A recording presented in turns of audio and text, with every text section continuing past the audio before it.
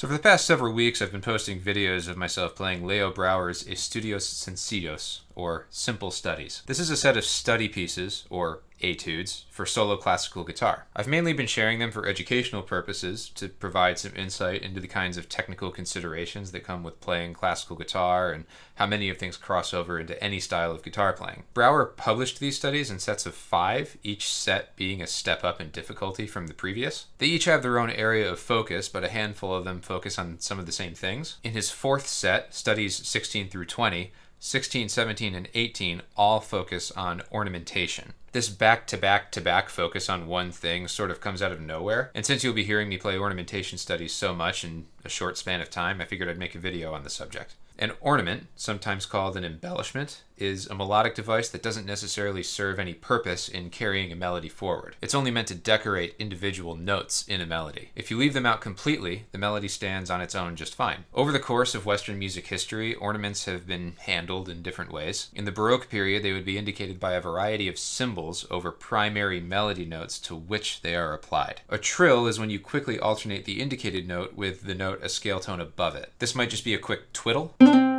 or an extended trill, which might be indicated by a squiggly line. A mordent, in my experience, is one of the most common types of ornaments in Baroque music. An upper mordent usually means you approach the indicated note a couple times from the scale tone above it.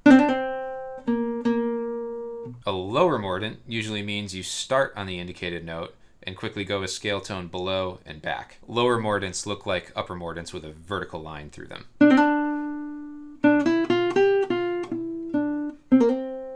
A turn usually means you go a scale tone above to the indicated note, a scale tone below, and back to the indicated note.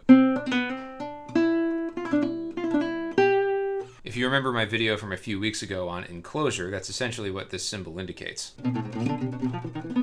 Trills, mordents, and turns are the main ones, and the way you interpret them kind of depends on the music. Baroque music often includes repetitions of entire sections of music in this sort of binary repeat form. Like you'll have an A section that you play twice in a row, and a B section that you play twice in a row. Whenever you repeat a section of music, you're supposed to add a bunch of ornaments. These could be entirely improvised, you could follow a series of the aforementioned symbols that may be included on the page, or you could do a mix of both. Regardless, the point is to add a healthy dose of embellishments the second time, because playing something the same way twice is pretty boring. And there's a fair amount of interpretive skills needed to do this in a tasteful way.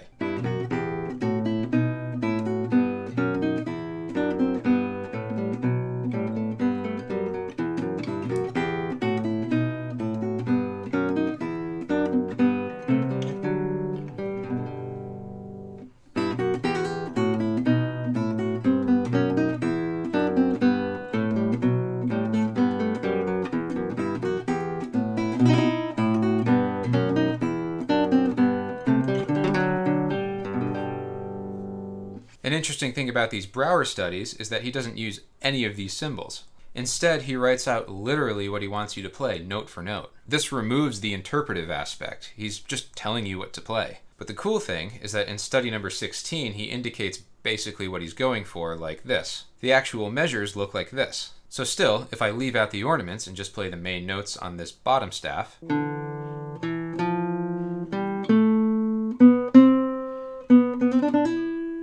it's a coherent melody with a logical direction to it, but he doesn't want you to play it that way. He wants it like this.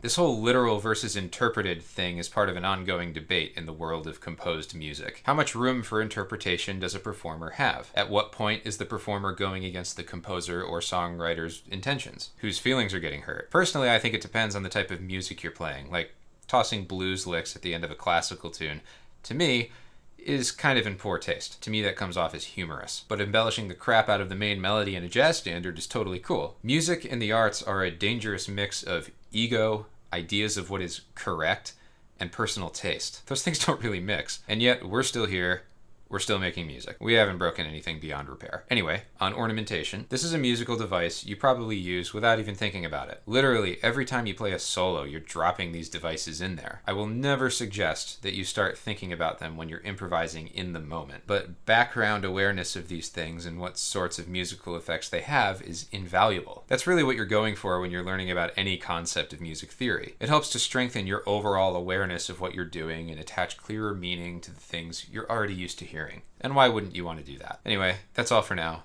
Thanks for watching. I'll see you next time.